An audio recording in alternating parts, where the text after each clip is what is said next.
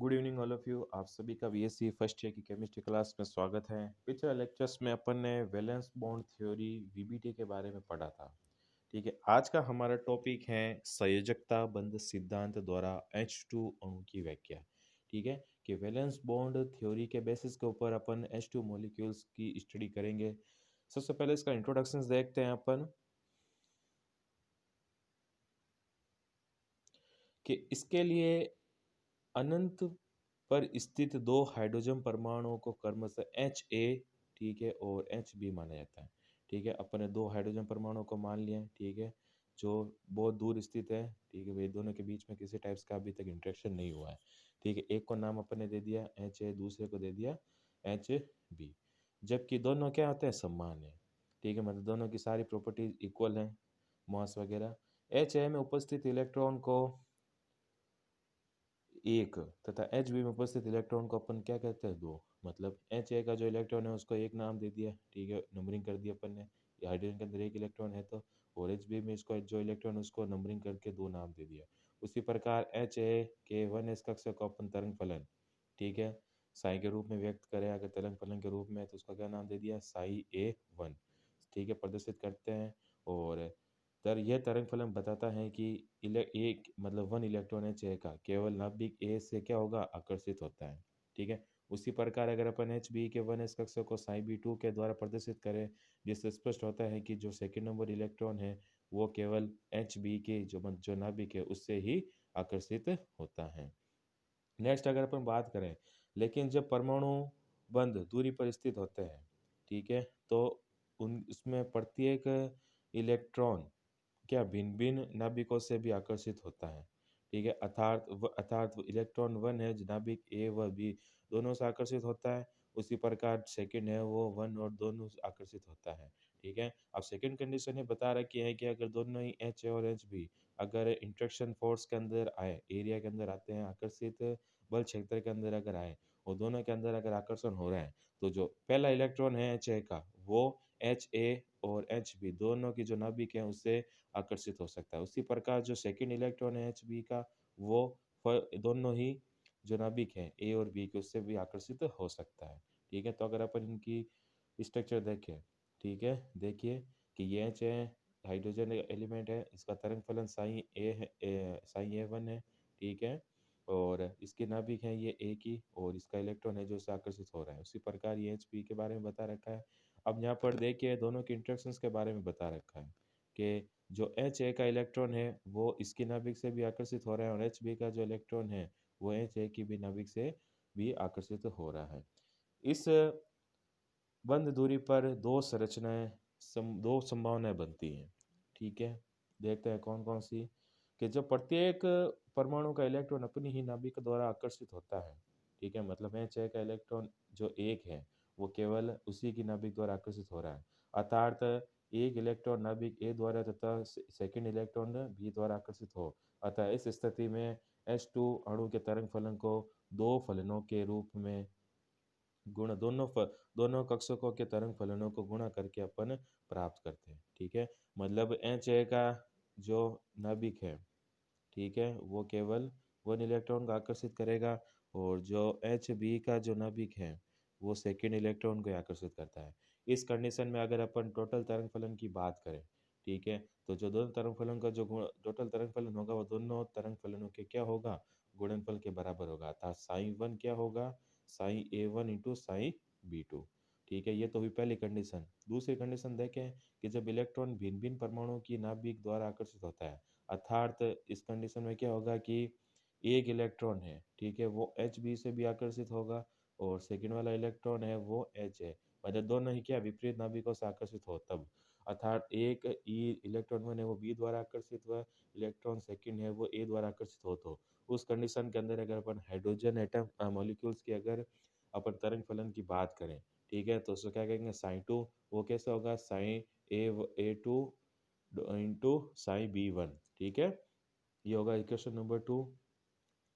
इस प्रकार किसी तंत्र को एक से अधिक तरंग फलनों द्वारा प्रदर्शित करे तो कोई भी तरंग फलन वास्तविक तंत्र को प्रदर्शित नहीं करता, वे केवल कुल तरंग फलन में अपना योगदान देते हैं। ठीक है, हिटलर व लंदन के अनुसार दोनों परमाणु कक्षकों के तरंग फलनों के रेखीय योग से H2 अणु का तरंग फलन प्राप्त किया जा सकता है। ठीक है, हिटलर और लंदन थे दो साइंटिस्ट, उन्होंने बताया था कि दोनों परमाणु कक्षकों के जो तरंग फलन है, ठीक है, उसके रेखीय योग से अपन टोटल हाइड्रोजन मॉलिक्यूल्स के जो तरंग फलन है उसकी गणना कर सकते हैं। कैसे कि साई बराबर क्या है, C1 प्लस C2 और साई बराबर यहाँ पर क्या है कि C1 साई A1 अतः साई वन की अपन ने यहाँ पर वैल्यू रखी है। ठीक है, इक्वेशन 1 से ये देखिए Sai A1 dot Sai B2 ये है साई वन की वैल्यू जो इक्वेशन 1 से अपन ने यहाँ पर ली है। और उसी प्रकार अगर अपन साई 2 की बात करें, जो साई 2 की वैल्यू अपन ने कहाँ से ली है, ये वाली अपन ने इक्वेशन नंबर 2 से यहाँ पर रखी है। ठीक है, तो इस प्रकार दोनों की वैल्यू अपन यहाँ पर रख देते हैं। जहाँ C1 और C2 यहाँ पर क्या है, ये कांस्टेंट है जिसको अपन मिक्सचर कोफिशिएंट कहते हैं। ठीक है, मिश्रित गुणांक कहते हैं, जो अपने अपने तरंग फलनों के योग को योगदान को क्या दर्शाता है। ठीक है, प्रारंभ प्रारंभ में जब दोनों परमाणु दूर दूर होते हैं तो प्रत्येक इलेक्ट्रॉन दूसरी नाभिक की अपेक्षा केवल अपनी ही नाभिक से आकर्षित होता है, अर्थात इलेक्ट्रॉन 1 केवल नाभिक ए से तथा इलेक्ट्रॉन 2 केवल नाभिक बी से आकर्षित होता है। ठीक है, शुरू में अपन ने बात की थी कि जो दोनों ही एटम है एच ए और एच बी, ठीक है, ये क्या है, दोनों दूर दूर है, मतलब एक दूसरे के कांटेक्ट में नहीं है। तब क्या होगा, इसकी नाभिक केवल इसके इलेक्ट्रॉन को आकर्षित करेगी और जो इसकी नाभिक है वो इसके इलेक्ट्रॉन को आकर्षित करेगी। इस प्रकार कुल तरंग फलन में साई वन का मान साई टू की अपेक्षा अधिक होता है। क्यों? क्योंकि साई वन क्या है, साई वन की वैल्यू अपन ने देखी थी कि दोनों ही नाभिक अपने अपने इलेक्ट्रॉन को आकर्षित करती है, तो उस कंडीशन में साई बी का तो वैल्यू बिल्कुल ही कम होगी क्योंकि दोनों के बीच में किसी प्रकार का क्या आकर्षण है ही नहीं। ठीक है, तो उस कंडीशन में जो साई वन का मान होगा वो साई टू की अपेक्षा क्या होता है, ज़्यादा होता है। इस स्थिति में सी वन का मान क्या सी टू से ज़्यादा होगा। जब अब दूसरी कंडीशन की बात करें कि जब दोनों परमाणु पास पास आते हैं, अर्थात इस कंडीशन में क्या होगा, जो एच ए, ठीक है, और जो एच बी है, ठीक है, अब इन दोनों के बीच में क्या होगा, आकर्षण होगा। ठीक है, तो इस कंडीशन में क्या होता है कि ये प्रत्येक इलेक्ट्रॉन अन्य नाभिकों से भी आकर्षित होता है, अतः साई वन का मान घटता है और साई टू का मान बढ़ता है। ठीक है, मतलब ये पहला इलेक्ट्रॉन जो है E1 वो Hb से भी आकर्षित होगा और जो E2 है मतलब दूसरा इलेक्ट्रॉन वो H1 से भी Ha से भी आकर्षित होता है। ठीक है, मतलब दोनों ही क्या अपने नाभिकों के साथ साथ विपरीत नाभिकों से भी क्या आकर्षित होते हैं। तो उस कंडीशन में क्या है, जो समीकरण नंबर 2 के अंदर जो साई टू का मान था वो साई वन से ज़्यादा होता है। तो इस कंडीशन में साई सी वन का मान कम होगा और सी टू का मान ज़्यादा होता है।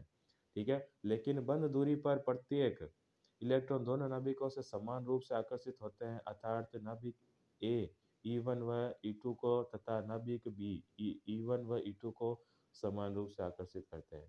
ठीक है, मतलब जितनी फोर्स से नाभिक ए की जो नाभिक ए है वो इलेक्ट्रॉन ए को आकर्षित करे उतनी ही क्या इलेक्ट्रॉन सेकंड को भी आकर्षित करेगी। उसी प्रकार जो नाभिक बी है एच बी की जितनी फोर्स से वो ई टू को आकर्षित करती है उतनी ही फोर्स से क्या E1 को भी आकर्षित करेगी। इस प्रकार साई वन व साई टू का कुल तरंग फलन में समान योगदान होता है। और साम्य अवस्था पर अगर अपन गणना करें, ठीक है, इक्विलिब्रियम के अंदर दोनों की, तो सी वन क्या होगा, प्लस माइनस सी टू के बराबर होता है। इस स्थिति में सी वन व सी टू बराबर होते हैं, अतः इनको नगण्य मानने पर, ठीक है, परिणामी तरंग फलन पर कोई प्रभाव नहीं पड़ेगा। ठीक है, इस प्रकार H2 के लिए निम्न दो तरंग फलन प्राप्त होते हैं। कौन कौन से हैं देखिए, कि साई एस बराबर या साई प्लस बराबर क्या है, psi one Sai A1 Sai B2 plus psi A2 plus psi B1, अर्थात जितनी मात्रा में ये समान नाभिक एक दूसरे को आकर्षित कर रहे हैं उतनी मात्रा में असमान इलेक्ट्रॉन को भी वो नाभिक हैं जो कि उतनी ही मात्रा में आकर्षित करेंगे।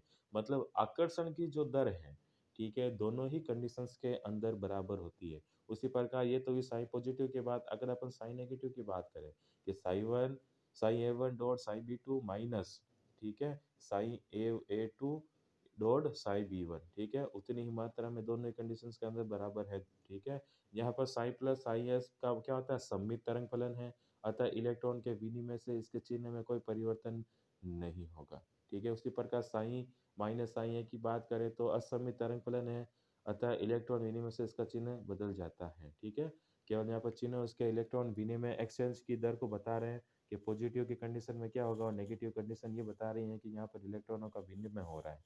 ठीक है, मतलब विपरीत आवेशित इलेक्ट्रॉन है अलग अलग नाभिकों से आकर्षित हो रहे हैं। ठीक है, पॉजिटिव और नेगेटिव बस यहाँ पर ये शो करते हैं।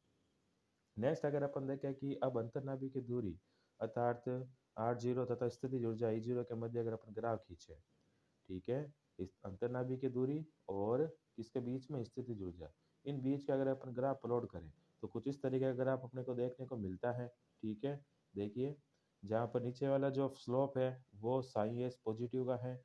ठीक है, और ऊपर वाले जो कर्व है वो किसका है, साई माइनस का है। बीच में एक इक्विलिब्रियम स्टेज आती है। अब देखते हैं किसकी क्या एनर्जी ज़्यादा होती है कि ग्राफ में वक्र ए, ठीक है, अगर अपन वक्र ए की बात करें जो ऊपर वाले इस वाले स्लोप की बात कर रहा है, इस ग्राफ के अंदर देखिए कि जो ये ग्राफ है इसकी कर्व की बात कर रहे हैं अपन। ठीक है, के ग्राफ में वक्र ए साई ए माइनस को प्रदर्शित करता है। इसमें दो परमाणु पास पास आते हैं। ठीक है, जिनमें इलेक्ट्रॉन का स्थानांतरण चक्रण होता है। जैसे जैसे जैसे जैसे पास आते हैं तो उनकी ऊर्जा भी क्या बढ़ती है। ठीक है, जैसे जैसे आकर्षण होगा तो उन दोनों की क्या होगी, एनर्जी भी बढ़ती है, अतः बंध निर्माण नहीं होता है। ठीक है, क्योंकि एनर्जी ज़्यादा होगी, ठीक है, तो बॉन्डेड नहीं होंगे क्योंकि अनस्टेबल की कंडीशन रहती है। इसलिए साई ए अतः साई माइनस को प्रतिकर्षण या अबंधन स्थिति कहते हैं। ठीक है, अतः साई माइनस की जो कंडीशन है वक्र ए वाली, ठीक है, मतलब इलेक्ट्रॉन पास पास आ रहे हैं, समानांतर चक्रण हो रहे हैं, एक ही दिशा के अंदर चक्रण हो रहा है दोनों इलेक्ट्रॉन का। ठीक है, ये वन मान लेते हैं, जैसे ये दो नंबर दो वाला इलेक्ट्रॉन है तो उनके जो चक्रण की दिशा है वो समान दिशा में होती है। ठीक है, तो समान दिशा में हो तो उस कंडीशन में क्या होती है, एनर्जी का मान क्या होता है, बढ़ जाता है। अब एनर्जी का मान बढ़ेगा तो बॉन्डिंग नहीं होगी क्योंकि क्या है, चक्रण समान है। ठीक है, तो इस स्थिति में क्या होगा, जो साई है साई माइनस की जो है उसका अपन क्या कहते हैं, प्रतिकर्षण या फिर अबंधन स्थिति कहते हैं। अब अगर अपन वक्र एस या था वक्र पॉजिटिव की बात करें, ठीक है, जो नीचे वाला है देखिए ये वाला, इस वक्र की बात कर रहे हैं अपन। ठीक है, इस कंडीशन में क्या होता है साई पॉजिटिव में कि ये वक्र एस साई एस या साई पॉजिटिव को दर्शाता है, जिसमें दो ऐसे परमाणु पास पास आते हैं जिनमें इलेक्ट्रॉन का चक्रण क्या होता है, विपरीत। ठीक है, मतलब एक इलेक्ट्रॉन ऐसे रोटेट करेगा, दूसरा इसके विपरीत करता है।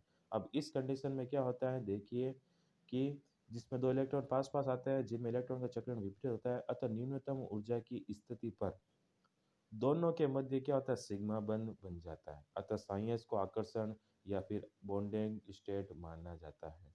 ठीक है, समझ में आया, मतलब साई माइनस की जो स्थिति है, ठीक है, इस कंडीशन में क्या होता है, दोनों इलेक्ट्रॉन का क्या जो चक्रण है वो क्या होता है, समान दिशा में होता है। ठीक है, इस स्थिति के अंदर क्या एनर्जी की वैल्यू क्या होती है, ज़्यादा होती है। ठीक है, तो एनर्जी की वैल्यू ज़्यादा होगी तो बॉन्डिंग नहीं होगी। ठीक है, उसी प्रकार